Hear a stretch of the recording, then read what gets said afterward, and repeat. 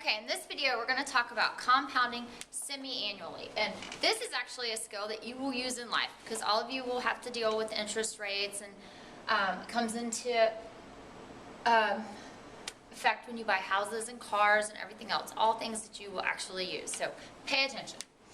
Okay, so let's say we're going to take $400 and we're going to invest it at a rate of 5% per year semi-annually, semi meaning twice a year. What is the total amount after 6 years? So we're investing $400. How much money do we have in 6 years? See, something you want to know. So we're going to use this formula where A equals the amount, and that's in dollars. P equals the principal, and that's in dollars. And principal stands for the amount of money that you start off with. I is your interest rate, and it's in a percent, but of course, when we multiply, we'll have to make that percent a decimal, and we're going to have to do a little converting with it. And then N is the number of times the money is compounded over your time period. So there's a little converting there as well. Okay, so let's list the givens. We know for this problem that our principal is 400 because that's what we're starting with. We know our interest rate to start with is 5%. And we know that the number of times it's compounded, right now we're looking at it semi-annually, so that's 2 times per year times 6 years. So in this problem, our N is going to be represented by 12. Again, where did I get that from? It's compounded semi-annually, so that's twice a year times 6 years. So that's where I got a 12.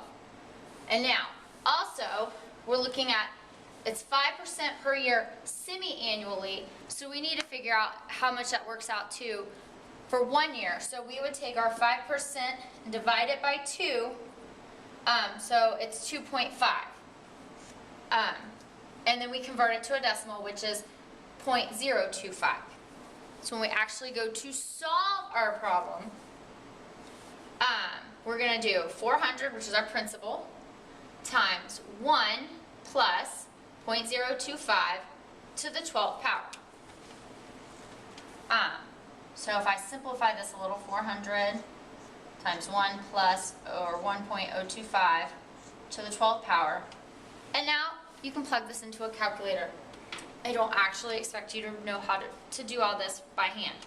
So when you do 1.025 to the 12th power, you get 1.34 and some change. And then you're going to multiply it times 400. Remember to use your order of operations, exponents before you multiply. So our amount after 6 years is $537.96. And since we're talking in money, you would want to take your decimal and round it. So that's not bad. You start with 400, you wait 6 years, you end up with this.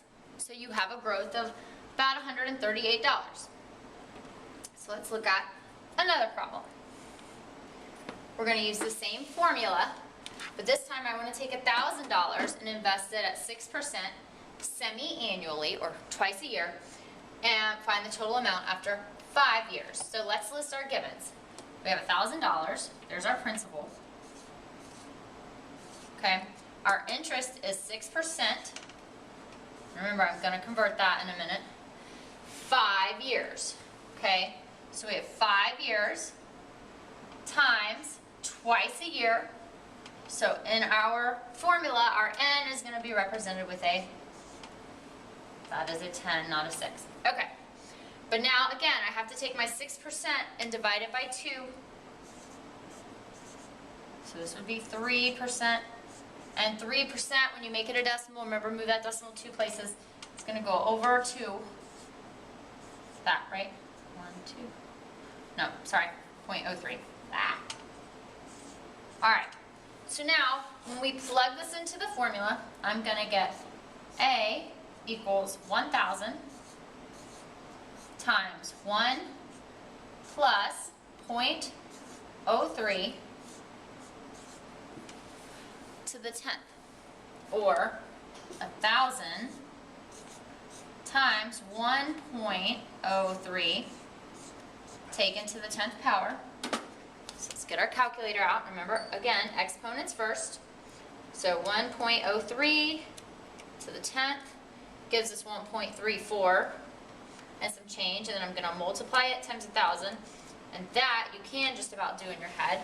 So you're gonna find out that your amount after 5 years would be $1,343.92. And that's how you compound things semi-annually. And actually you can change it from semi-annually to anything. But this is how you figure out compound interest.